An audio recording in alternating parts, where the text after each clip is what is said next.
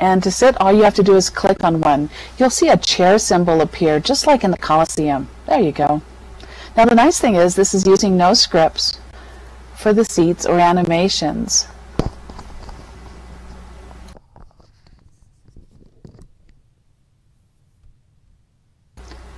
Now for those of you who are new to Virtual Worlds or haven't been at one of my sessions, the viewer behind me is actively listening to you. So what you're going to have to do once you find your seat is to bring up your local chat log.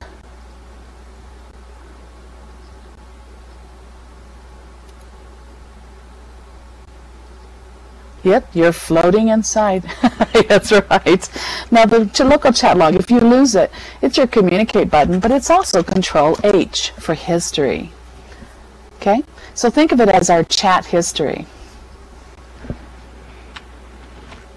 Should be the same on a Mac and on a PC. So Control H brings it up. And while I'm talking, I'm going to ask you to participate. And so I want you to type in the local chat, and my viewer is going to listen to you.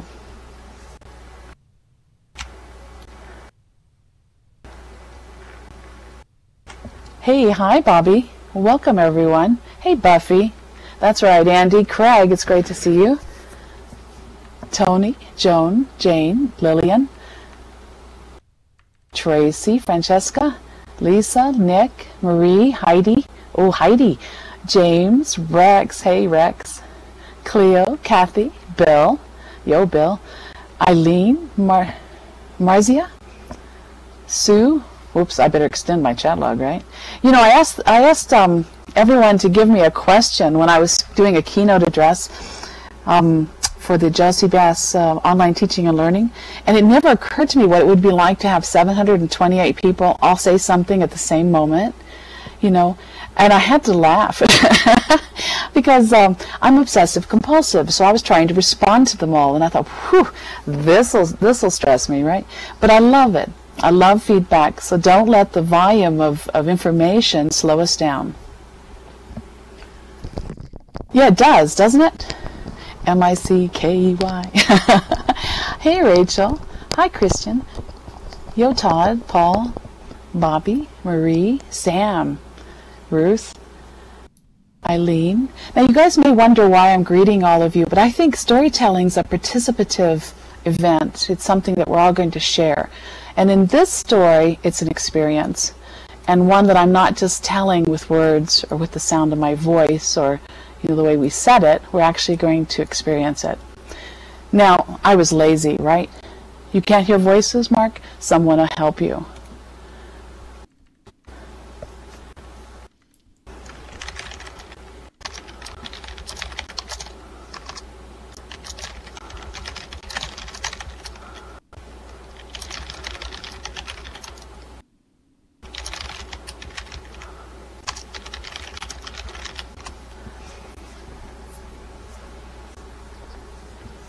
You know, while we're getting oriented, my students sometimes mute me by accident. Remember those active speaker lists I was talking about, the two chat bubbles in the lower right corner?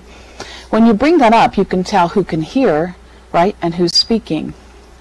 Well, someone had clicked my name and clicked the little speaker symbol at the bottom of the window, which mutes the person, and it mutes their text as well as their voice. I've learned the only way I can get in touch with those students is to throw $1 bills at them. I'm kind of wondering if they're doing it on purpose now. It turns out in Second Life you can always pay people, even when they're ignoring you, right? So if you guys ever see me throwing dollar bills at you, it just means I'm wanting your attention. It's an effective technique, let me tell you.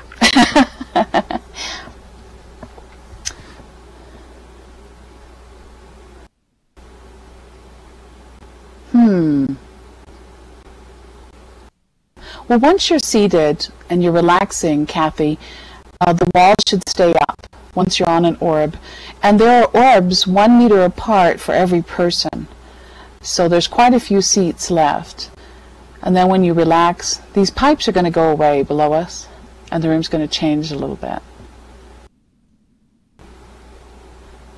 Kathy, let me know when it looks good. Here's what I would do, Becky. I would hit escape key twice to return your camera to your body, right? That brings it in. Then the left and right arrow keys allows you to spin your camera. Okay? Now, where you're going to orient it, we're actually going to orient it several places, which is why we're on these strange seats. One place is right behind me.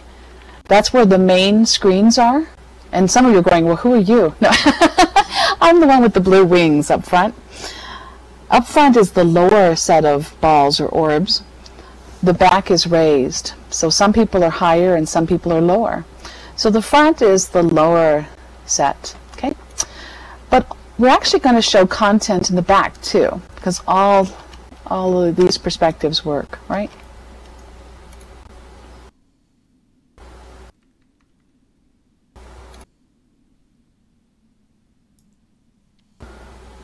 Now, if you guys like wearing patches, like the one I'm wearing, just click the spacesuit in the corner. Now, you can't see all the avatars at once normally in Second Life. It's optimized for performance, so you'll see people popping in and out for you. Every so often, someone will be on your orb. All you have to do is be near one, to get to one, okay?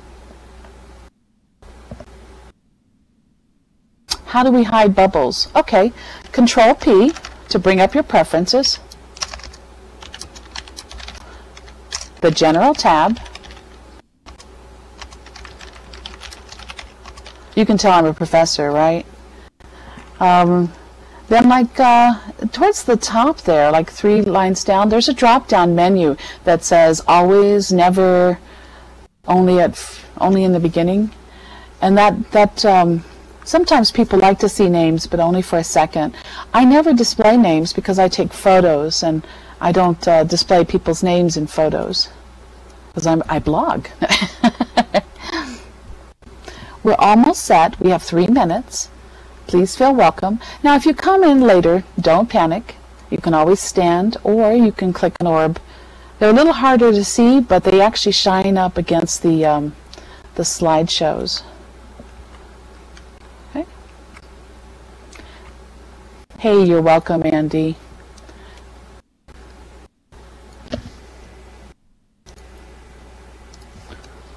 I'm going to copy the chat log real quick. While I save all my logs, I like to have it on hand because Joe's talk was very inspiring and I loved all the links for the movies. Does anyone have any other housekeeping questions? Because we have a minute.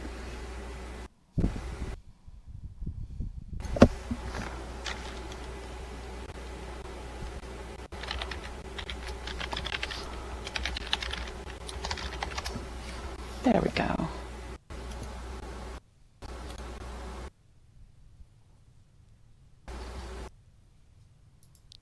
Oh, Bobby, there's a way to turn off those kinds of sounds. Look in your lower right corner. You see where you have the volume control? Click that little arrow pointing up to adjust individual volume levels. And I think what you're hearing is the user interface. That's the sound of people typing and snapshots going off and stuff like that. I would turn that down to where it's almost like at 1 or 2. Not at 0, but just enough. The ambient are sounds like wind. If you don't like hearing a lot of wind or those kinds of sounds, turn those down. Now the sounds, in case someone's using sound, and that's an uploaded sound, we can upload sounds that are no longer than 10 seconds in Second Life and incorporate them in our interactive builds. That's the sounds category. Media is the video, music is the audio, and then voice is me. Yeah, so the UI, I think, is the one you want to turn down. What I love about Second Life is you can turn some people up and some people down. It's like having the Acme remote from the old cartoons. I know they're about to introduce me, so I'm going to mute myself for a moment, and then I'll get back with a couple of instructions. Remember, we're going to play a trivia game, so you must find Control-H, your local chat, to play. Here you go, Alan and Larry. Hey there, Cynthia. This is Alan Levine, and welcome to this first general session of the NML Symposium. And you can already tell it's going to be something different with Cynthia Caloyne, who comes to us from Colorado, where she does some amazing work in virtual worlds and all kinds of things technology-wise. It's just a real thrill to have Cynthia. She's presented a lot for us, and it's always different and unique, and she brings a unique style to this. You can see how already she's really good at explaining things. So Cynthia's going to tell us a little about storytelling that was done in a virtual space about the Mars expedition, a project that she worked on, and she's built a very appropriate setting for it here. So take it away, Cynthia. Thank you, Alan. Now, once again, to explain, the trivia game will be in the local chat, so move to that window. Oh, that's true. There are a bunch of us with wings on. Absolutely. I just happen to be the one who created the wings. So if you like wings and you want a copy, I am me after the session, okay? Now feel welcome to friend me and all of that stuff too, because I have toys. Welcome, everyone. Now, you know, I'm a professor, and as such, I really view myself as a storyteller. I've been playing Dungeons and Dragons since the 70s, when it first came out. I've been reading and imagining myself in faraway places, and I love a tale that's well told. Long ago, I went to the Pikes Peak Writers Conference, and I was listening to a panel of publishers and editors talk about what does it take to get your story published.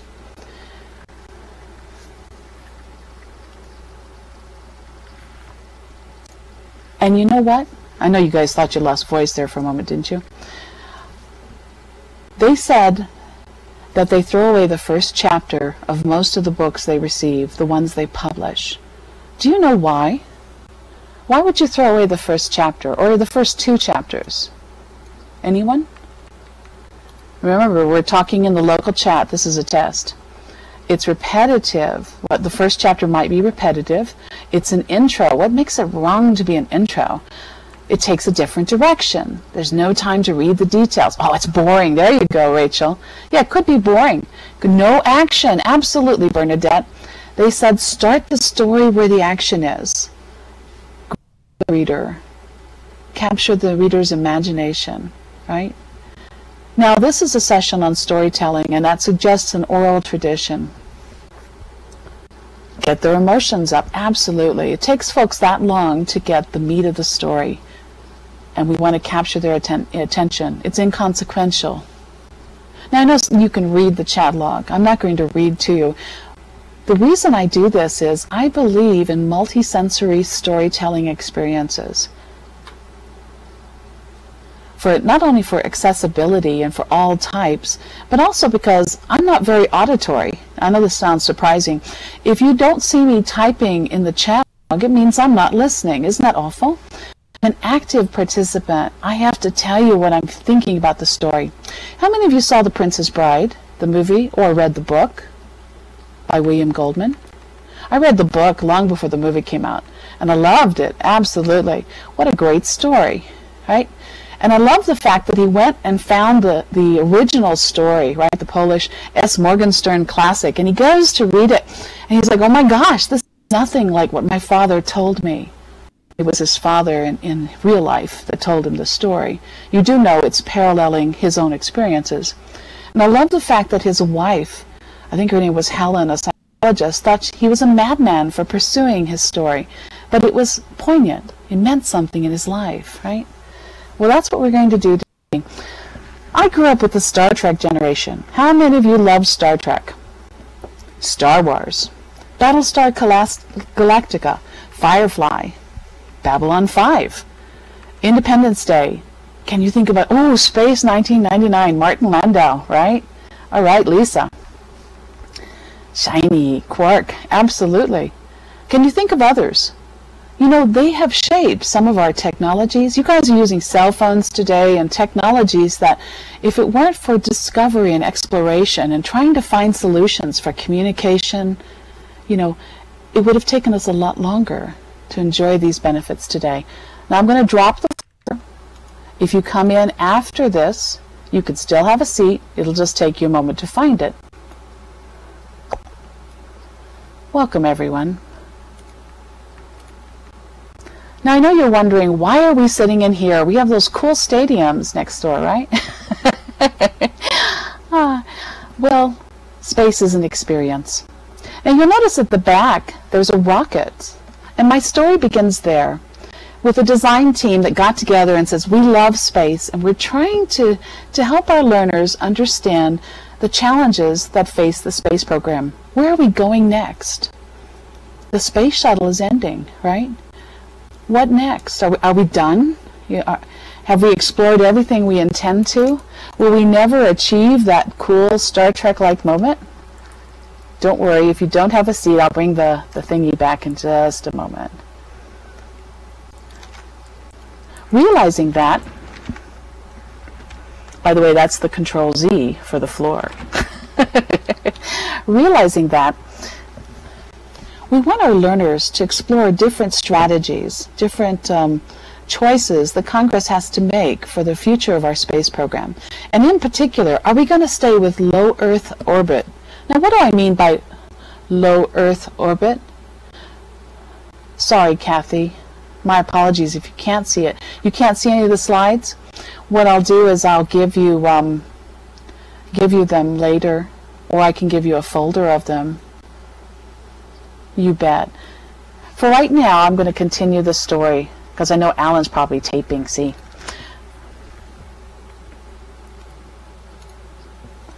Now, there's a rocket in the back, and what we did was we said, well, let's put our audience in the cockpit. Let's fly them to Mars, and let's let them experience some of the challenges en route and think about the technologies that are needed and how much it's going to cost in particular, right? Before we make decisions on where we should go, where Congress should fund different segments of the space program.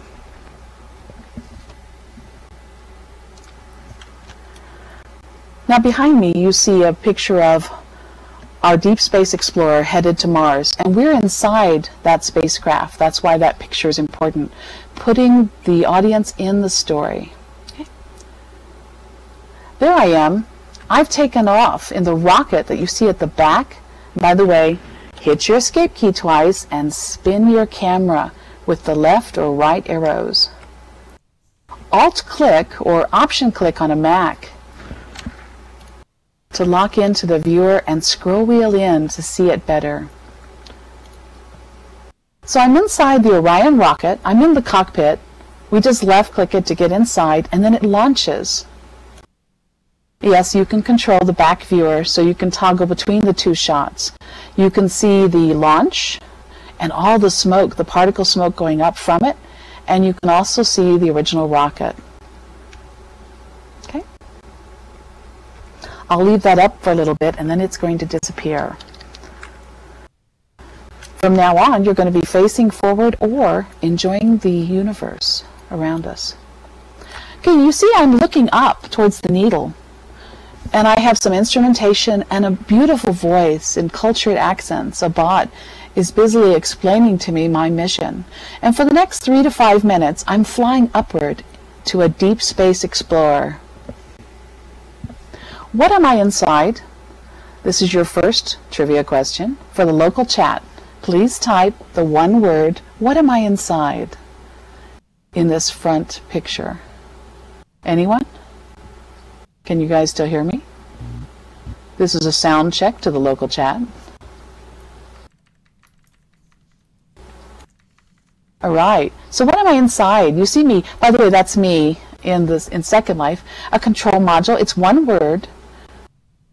Saturn 1. That's very close. It's a rocket. There you go, Alan. Now you notice the trivia lets you know when he gets it right. Now, if you get it right too, it'll whisper to you politely. It'll say you were right, but you weren't quite fast enough. It's pattern matching, so you can't use other words. You can only say the one word, okay? I'll let you know when it's a two-word answer. And there I go. That's me inside that rocket, taking off above the horizon. There's no trivia question for this. But yep, absolutely, I'm in the rocket. And as I take off, you see me rising above the flight plane and off into space. Someone has their microphone on. You want to be careful if that's you.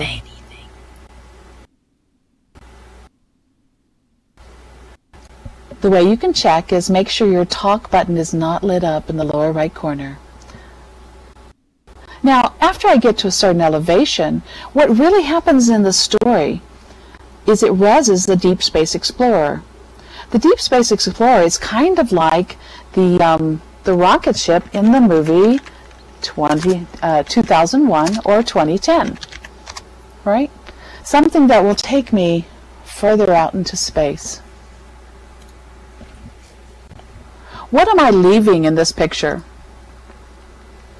Type it to the chat log. There we go. Meredith, the Earth, absolutely. And I'm inside that Deep Space Explorer. I've just boarded it. Okay. And there's one of the designers, one of the storytellers. And the reason I'm calling us storytellers is we didn't just create these experiences, but we also tell the story ourselves. Then we have bots that are participating. We have bots that participate at the Learning Center and on board. The ones on board are mostly voices or video. The ones at the Learning Center look like us, avatars that walk around, guide the learner, and they also talk to them, get feedback. Now on board we also had something from another movie, but before I get to that, what do you see outside the window there? What is that? What does that look like? Absolutely, Marie. Great. You guys are good at this. And you notice over to the right of that storyteller, you see a workstation, a console. And the console has lots of features. Don't you guys love gizmos? Remember in Star Trek when they'd sit down and they'd just start working things? Well, that's what we do in ours too. We have 4 of these workstations and 5 phases. The 5th phase is kind of a summary of it all to synthesize the experiment, the experience, and then to assess what would the participant choose in the story. It's kind of like the lady or the tiger, right?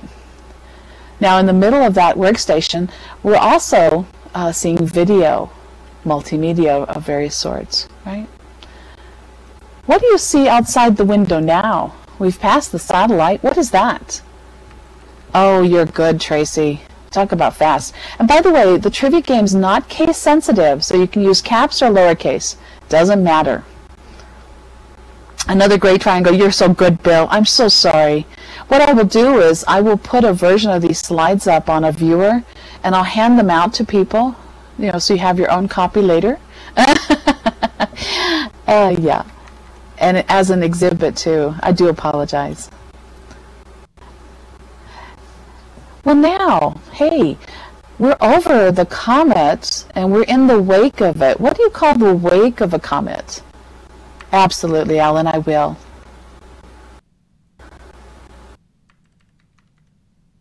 Yes, the tail. Great, Bill.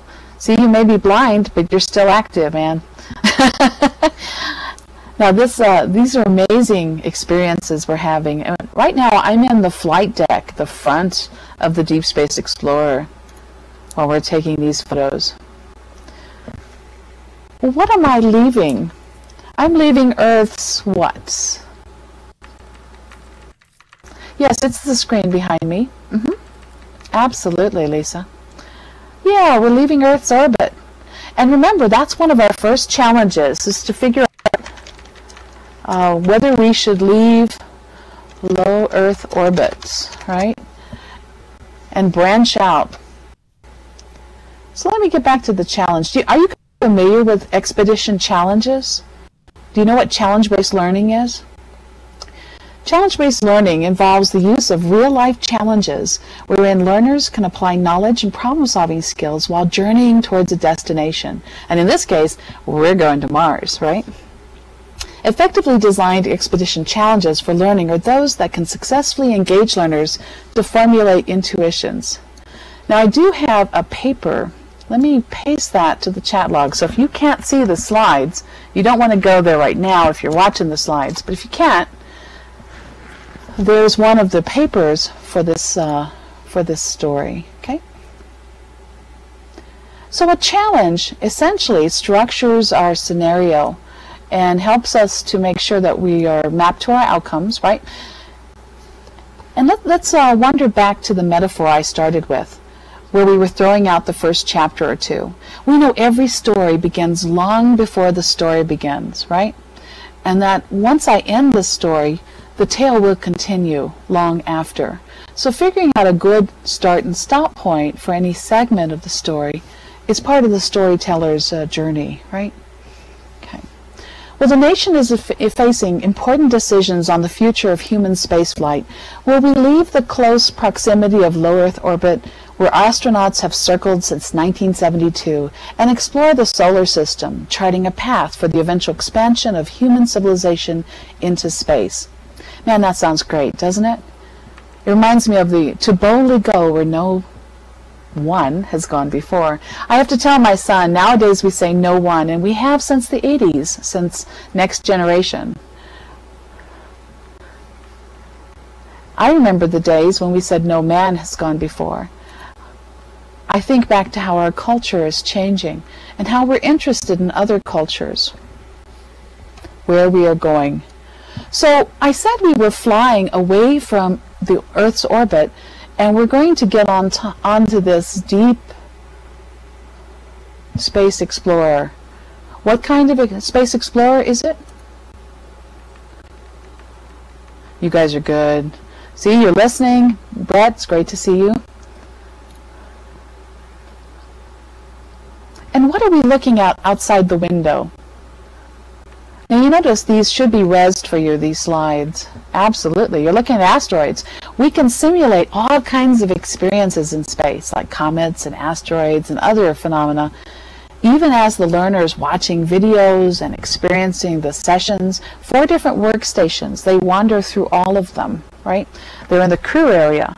Right now you see us in the flight deck. And it looks like someone is almost inside the flight deck with us. Hi, Michael. You might want to land. Press your page down key, and there'll be a floor below you. He does. He looks really cool in the video. That's being part of the story, isn't it? Absolutely. Welcome, Michael. And there's an asteroid belt we're going through. Now we've simulated that, right? But what's cool about it, what you can't detect from these still images, is what it feels like to have all these things coming at you. Hey, no worries. Yes. Now you notice, I don't know how close you can get to it, but this Deep Space Explorer is called the Huffman Prairie. And what do you see in this image? What are we going through once again? Yes, asteroids. Great, Tracy. You guys are wonderful. I love this shot. That's me in the foreground with Spinoza Quinnell, who's Dr. Andrew Stricker. What's interesting about this shot is the reason I'm part of the story and telling the story is because my old high school and college chum found me again after 30 years. He saw my article in EDUCAUSE Review, an article that I'd wished I'd had more references for. I was writing a series of papers that month, and I published one with few references in EDUCAUSE Review and one with many references in a conference proceeding, right? And I thought, oh my gosh, I should have put more thought into it, more than 4 hours into that article, right? But you know how life is. You're constantly busy. It's always moving forward. The point of that story is that Andy contacted me and said, oh, I haven't seen you in 30 years. Please come join us and be part of our story. Come participate on our hostage game, on our game simulation kit, on our Mars expedition. He asked me to participate. He asked Dean Holm, Chief Knowledge Architect of NASA, to participate, and the guys at Air University to come up with all these designs and ways of assessing them. Now, my role in the story is assessment, which doesn't sound like fun, does it? It sounds like tests. So my tests, though, are like these trivia games. We have them embedded so that there's a fun element through these experiences. Okay, well, in this scene, what are we sitting on? I mentioned it earlier. It's 2 words. The last word's a deck. So what are we inside? The flight deck. Oh, Bill, you're great. Absolutely. We're in the flight deck. Now, I kept calling it the cockpit, and the guys would all kind of smile, you know. To me, it looks like a cockpit, but when you're in space, it's a flight deck. So now I've told you that while I'm telling the story, I'm not necessarily the expert, right? But I'm inside it. It's my experience. It's very real to me. It's my story. It's your story too. There's Spinoza on the right, and in the back is Apollo Siegel. He's the guy who makes all the scripts work. And when he doesn't, I help. Now, if you enjoyed the dance last night, that was an example of some of the work that I do. What I did was, when the New Media Consortium brought me into Second Life in 2006, and I really began in 2005 at that games conference they offered, but I was stumbling around. Everything felt new and awkward. Remember those days? That might be today, right? and at the time, I wasn't sure, what to do and how to do it. Developing those early skills required incentive. I had to have a reason to do it. And part of the reason was to be part of the story. Now I have to admit, I teach in Second Life. I don't know if you guys know me. I'm teaching my 18th class, university class in Second Life this term. Absolutely. And if you ever need materials or freebies, I have over 10,000 of them. My name in Second Life is Lear Lobo. Please feel welcome to let me know if you need anything. Okay. Well, there's Apollo close up. And let's see, where are we at? What is he sitting at? I mentioned it earlier. I said there were 4 of them. What is he sitting at? It's in the crew area. It begins with a W. Yeah, he's at a workstation. And this was an early view of the workstation. The workstations have matured over time. So I'm showing you stories that have evolved, that have been refined as more participants help fashion the story, right? There's a lot of instrumentation, and it's an active workstation. So there's a lot to do at it. Now, I said there were 3, or if I didn't, there are 3 strategies, and I'm going to type that in here, in the Expedition Strategy Challenge. The first one is to head to what planet? What planet are we headed to in this image? Okay, Mars, absolutely. And the first challenge is, should we go to Mars first? Should we expend the money and the risk? There's a lot of uncertainty. Do we have the technology for heavy lift launches? Right? Can we solve the problems of our life support systems? After all, we haven't been in space for very long, if you want to think about it. The longest space shuttle orbit was only 17 days. Most missions are 5 to 16 days. So we haven't been in space very long, and to go to Mars, we'd have to be there a lot longer, right? Okay, what's the next option? If we didn't go to Mars first, where might we go first? The moon, absolutely, Bill. The moon first. And we might have a lunar colony, right? Now, this notion of colonies is important because when we get there, what are we going to do, right? We can't just go and say, tag, you're it, we're out of here. So I want you to keep that in mind as on our journey. And here we are headed to Mars. Now, the way the simulation works in the story is we don't have all these things resident at first. Some of these are being resed or rendered. It's kind of like taking them out of your pocket and throwing them up there when you need them. We're flying up to like 2,500 meters. The overall story takes an hour and a half to tell, aside from the Learning Center portion.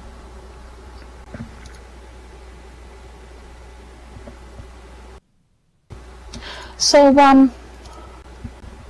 what are we doing right now? This is one of those F words. You're very close. Another form of it. Eileen, Kathy's like, whoa, what kind of thing is this? Yes, we're in flight, absolutely. And it looks gorgeous, right? Yep, we are in flight. And I love these shots. While you're experiencing this, We're going from workstation to workstation, and a wonderful voice is guiding us. In addition, as learners are typing in the chat log, guess who's on board to guide us? It's someone from 2001. Can you guess? Now, this isn't a trivia question, but you're right. It's Hal, absolutely. And what is Hal a spoof on? For those of you in the know, IBM. It's one digit off, if you notice. Hal and IBM, absolutely. So it's the computer, absolutely. Just what do you think you're doing, Dave? I love it. Now, the guys pulled it after a while because they noticed Hal started getting an attitude. And some people would type things, and Hal would kind of smart off to them a little, and they thought, well, that's not very respectful. But I thought it was wonderful, absolutely. I love attitude in my systems and in my stories, right? I'm afraid I can't do that, Dave. Self-aware, absolutely. Now, I know I keep showing you these gorgeous shots, and the reason I'm showing them to you is this is in Second Life. This is, often I hear Second Life's not very real. Second Life doesn't offer compelling experiences. Second Life doesn't make you drool. That's not true. When you're inside here, your senses are overloaded because we're throwing so many things at people. And we have voices going off, we have movies going off, we have intel coming in. Did you notice in Star Trek that when people talk to the computer, only one person does it at a time, you know? It's very polite. Yep. Yet you're right. Not everybody is into these shows, Bobby. But I have to admit, I'm part of that culture. And so, as a the computer in Star Trek, everyone goes computer, and then they speak, but only one person at a time. If you're actually on a system where you have lots of live systems all telling pieces of the story, it's possible to get quite an experience. Okay, here we are approaching, and where are we sitting at the moment? What deck are we in? Again, yep, the flight deck, absolutely. And you were correct, Dan. I should have told you it was one word. And there we are approaching. Oh, hey, what's this thing in front of us? The round thing. Absolutely. Alan, when he goes, when Scotty picks up the mouse and tries to talk to it like a microphone. Absolutely. Yeah. Now, it actually begins with the word air. It's one word. There you go. It's an airlock. And later on, I actually have an image that shows you how it operates. And you can see the storyteller through the airlock as he's guiding the readers. And here we're going through the airlock, right? Now, we've landed on Mars. And what is this on Mars? What's that C word for where we are? Because, you know, that's good, Anthony. It looks like a crater. It looks like a canyon. But I mentioned it earlier when I said we could have gone to a lunar one, but instead we've gone to Mars. Yeah, a colony, absolutely. Because once you get there, now what are you going to do, right? So as we're crafting the story and then experiencing it, we had to think through, why are we here? What are we doing, right? Now, once you get to Mars, you know, it's really hard to get fuel, right, to get back. You need resources. And so we decided we needed a special kind of colony. A mining station, absolutely, Kathy. Now I know some of you are going, oh, gonna go take the resources from your new planet. But the thing is, it's really hard to do space travel without a provision for resources. So yes, a mining colony. And then we also have these decks out there. And have you guys ever gone to a lookout and used one of those cameras to look, you know, to those big round things that you point at things? That's on what kind of deck? It begins with an O? Yeah, Tracy, you're good. Observation deck.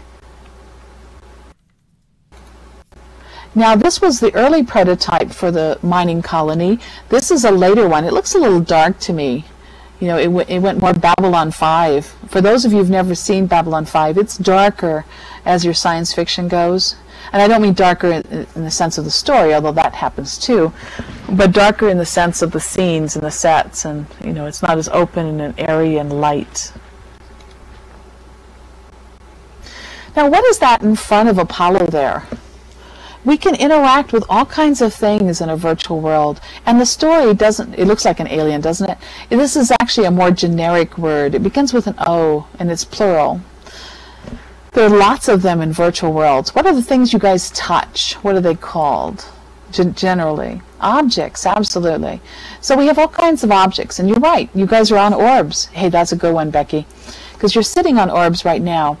We can have all kinds of interactive objects, and these objects can participate in the story as new storytellers by changing the voice and the perspective.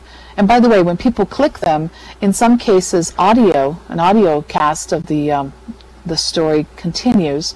In other cases, video or it gives content, or it draws people into the story. Okay? Here we're looking up, looking at a different perspective on it.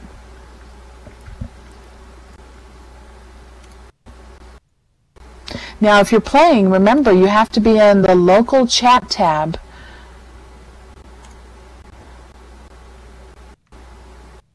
Otherwise, the viewer just can't hear you, and I do apologize. Yep, we're looking at the sky. Here, let me advance it. Oh, here's behind the scenes. Boy, that looked really good, didn't it? But here we are structuring our requirements, our and what? A D word. We have requirements for our story, and now we're doing what? Looks like dance, doesn't it? It's design. We're designing the story. So we have to have a sense of our outcome, right? Our plot, you know, what are people doing? All of our facts, maybe a few red herrings too, right? I love mysteries, you can tell. To me, everything's a mystery. It's just not always with the gruesome part of the story. Now in this case, this is island-wide, so this is huge, the scene you're seeing here. We're using megaprims for Mars, and then for the space part. So this is a little behind-the-scenes look at early planning for the story. Now in later versions of the story, we decided starting in the rocket maybe wasn't a great idea. Maybe we need a learning center and a launch, you know, with a mission countdown, and also to get in our flight suits.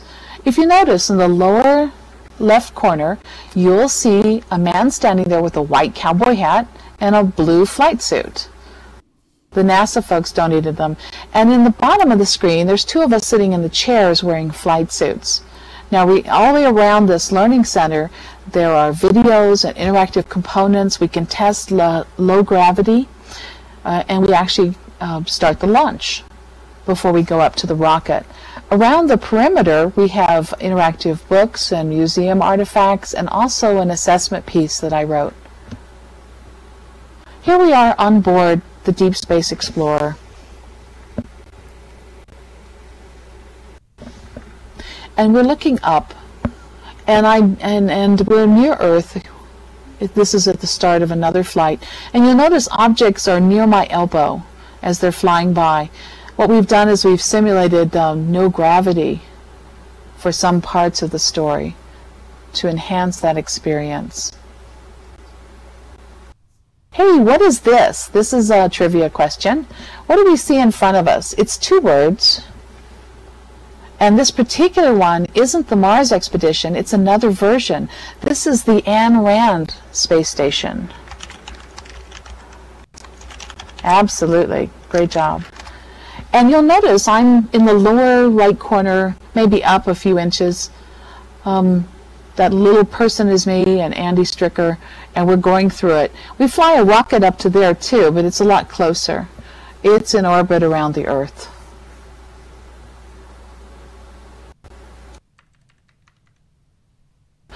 Hey, what kind of suits are we wearing in this image? Yep, but only one word. Sorry, Bill. Yep, I'll let you know when it's two words. I do apologize. Yeah, we're wearing flight suits. And you can pick up a copy when you go through the experience, because let's face it, we have to dress the part, right?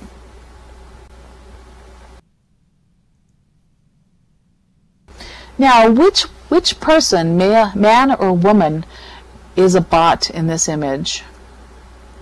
Which one is the bot, the man? How do you know? The gray triangle. You guys are good, Bill. The other one's me. That's one clue, but many of you don't know what I look like in Second Life. Yeah, the other one's me, and the bot has really nice hair. He walks. When we step on a pressure pad, he comes out from behind the desk. He walks around. He's one of the Pandora bots, in case you guys were ever wanting to build your own story, right? He's a Pandora bot, and it's a service within Second Life, and you can script him, and he will walk around an area. And so he walks all the way around the Learning Center and guides people and talks to them. So it's really wonderful addition to the story. Now I know you're thinking, is it really storytelling if we're using bots as well as people? Well, it really mixes things up, and it makes us think a little differently. And I like the fact that I can be doing many things at the same time, and the story can continue. Okay, well, now how many phases did I say the story had? You have to type the number out, by the way. You guys are really close. 2 people have said it, but not in the right format. Remember, I said you had to type the word out. There you go, Tracy. There are 5 phases. So there were 4 workstations, and then the 5th phase actually summarizes the experience. And there you're seeing another one of the workstations, and we're going through the instrumentation. We're between the flight deck and the crew deck. You're fine, Gina. No worries. Now remember, I told you I was going to show you the airlock and what it looks like when we open it. We have a lot of effects that go off to add that sense of realism. We have lots of sounds, so you hear the whirring and the, the shh, the Darth Vader kinds of sounds, and V and all the other sounds. Absolutely. Well, let's see how we did.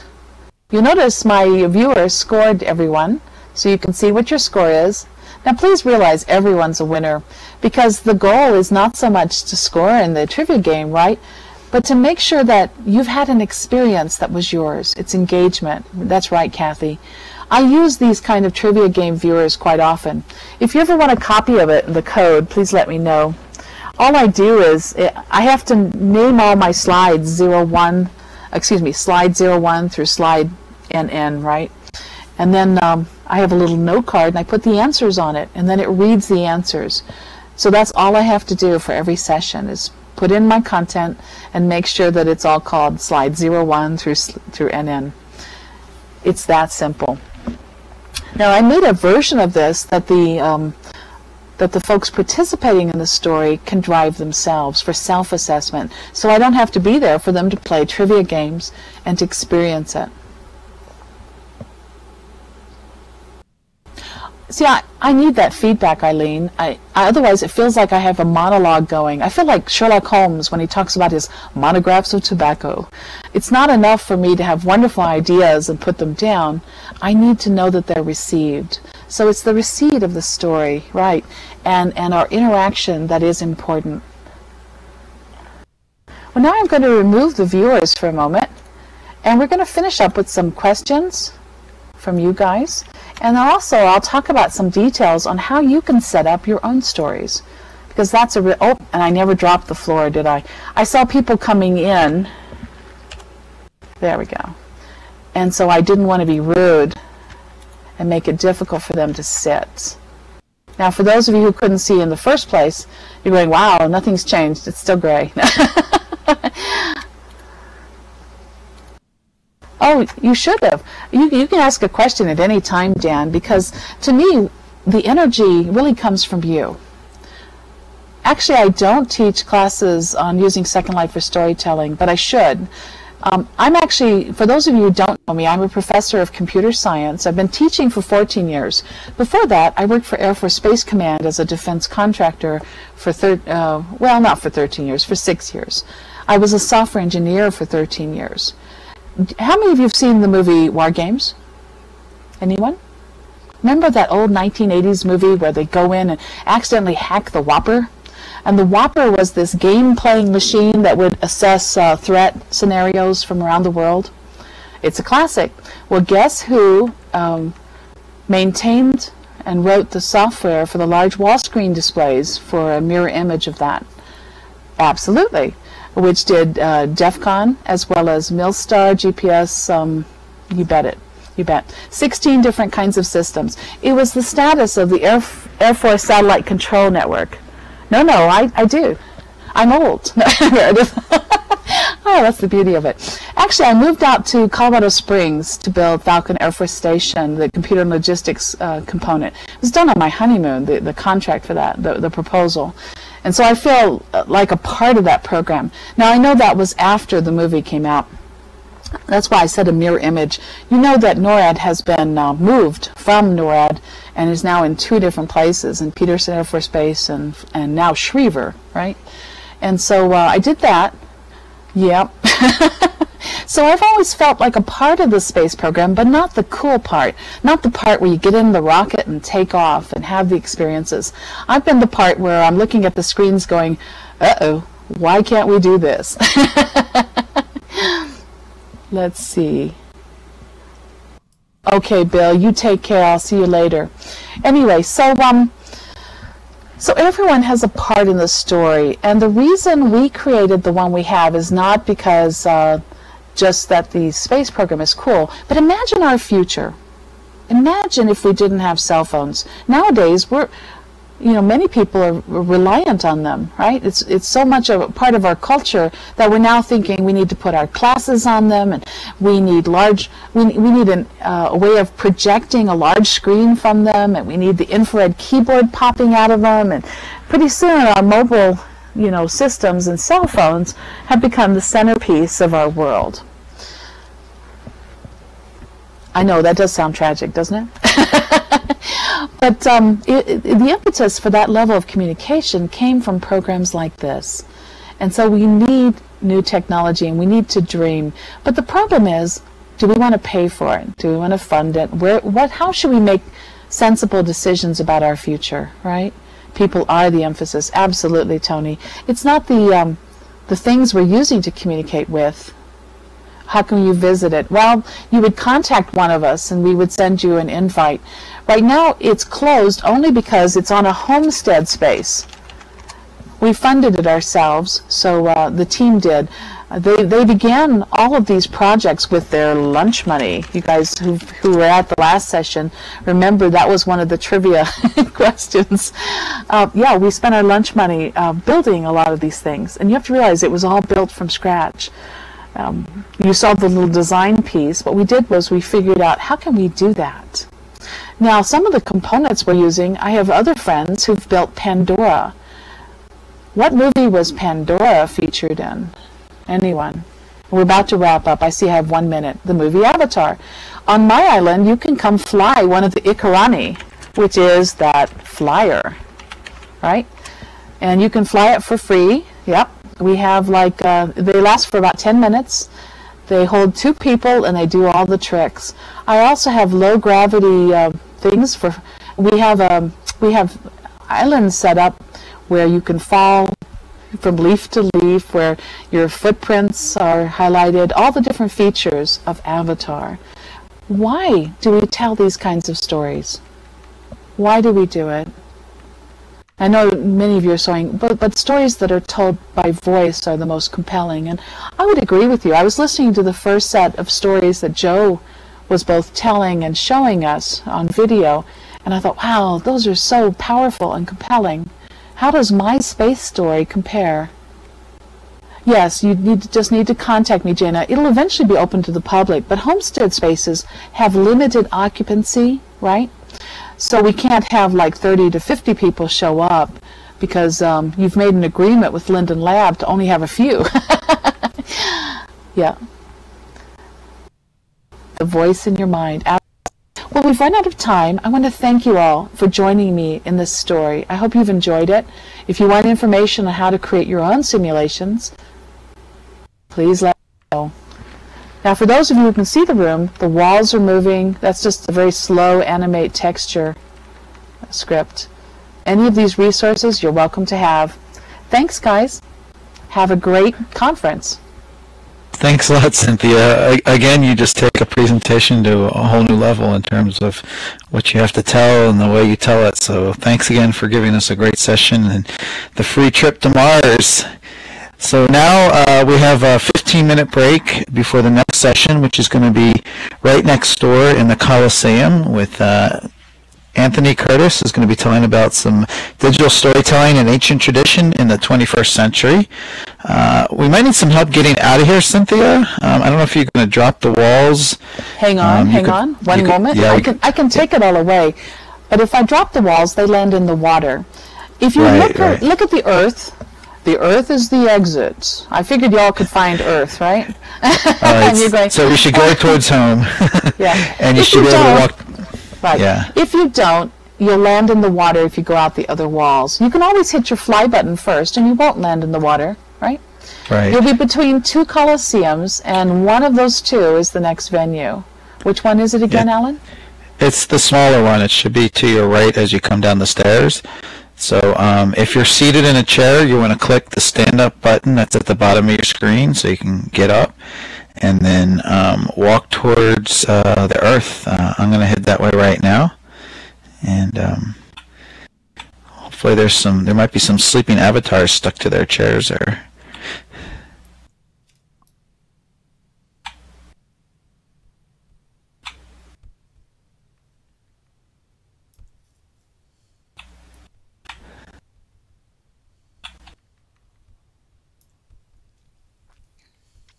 There you go, Alan.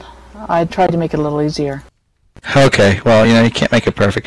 Also, remember for this next session, we're going to take our chat back to the group channel discussion.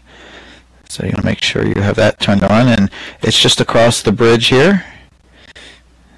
And find a seat in the Hakone Coliseum. This is our smaller venue, so you're a little bit more intimate.